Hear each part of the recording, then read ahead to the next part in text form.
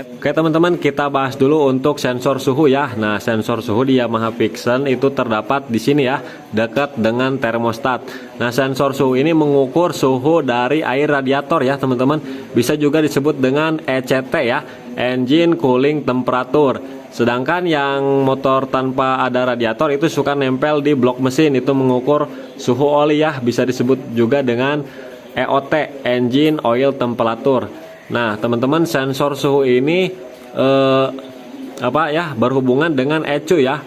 Nah, berhubungan dengan ECU. Nah, di sini pun terdapat dua kabel, hitam strip biru, kemudian ada hijau strip merah. Nah, untuk warna kabel hitam strip biru itu adalah ground ataupun massa ya, sedangkan warna warna hijau strip merah itu yang akan terhubung ke ECU. Nah, yang warna hijau strip merah itu adalah arus positif, nanti akan terhubung ke ECU ke sini. Nah, jadi nanti sensor suhu ini juga berpengaruh ke kipas radiator ya. Nah, nanti akan berpengaruhnya ke relay ini ya, teman-teman. Nah, berpengaruh ke relay ini. Nah, jadi nanti si sensor suhu akan mengirimkan sinyal ke ECU.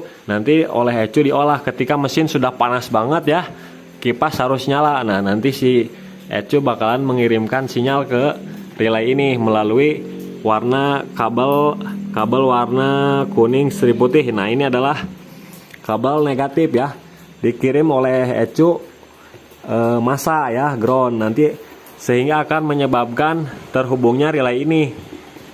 Nah, dan untuk warna kabelnya ya, nah dari keempat kabel ini ada warna coklat, warna merah, warna biru, dan warna putih ya, putih strip kuning.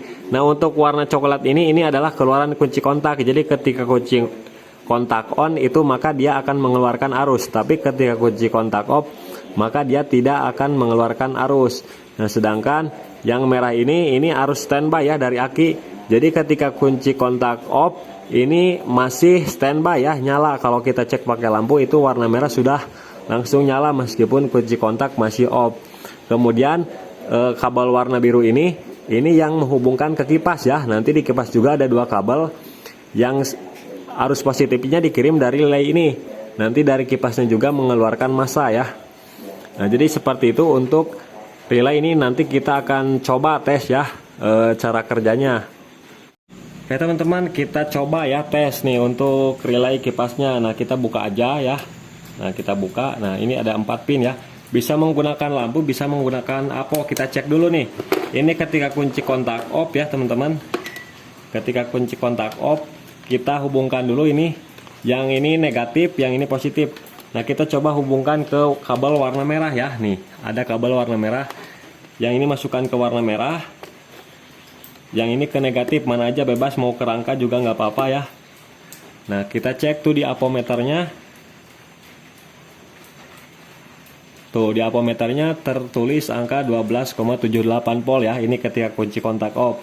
Nah, kemudian ketika kunci kontak on nih teman-teman.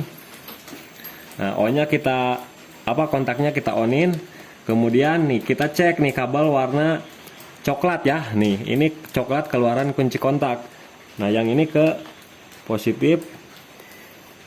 Nah, ini juga negatifnya bisa ke negatif aki, negatif rangka, bebas ya. Kemudian kita cek tegangannya. Nah, tegangannya ya udah keluar. Ini ketika kunci kontak on. Nih, kita matikan nih, nanti tidak akan ada angka ataupun lampu tidak menyala. Ya, tuh tidak menyala. Di sini pun 0. Nah, bagaimana cara mengecek kipas masih bagus atau tidak? Maka kita bisa melakukan penjemperan di sini. Nah, sekarang kita cek dulu ya. Kita cek apakah kipasnya mutar atau tidak ya. Nah, kita bisa cek dari sini nih. Meskipun tidak kunci kontak on, kita masih bisa mengecek kipas nyala atau enggak. Nah, caranya kita hubungkan kabel warna merah ini dengan warna biru. Karena yang merah ini udah standby dari aki ya. Kemudian yang biru ini menuju ke kipas. Nah, kalau tanpa kunci kontak on ini bisa hidup si kipasnya ya. Nah, kita langsung aja jumper, bisa menggunakan gunting ataupun kabel. Nah, kita hubungkan. Nah, kedengeran nggak? Ini kipas muter ya teman-teman. Nih, kipasnya muter ya. Nah, nanti saya akan jumper nih. Saya jumper.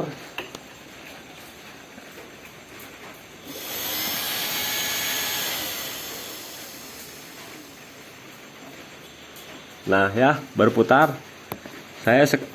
Sekali lagi saya akan jumper ya yang tadi kabelnya.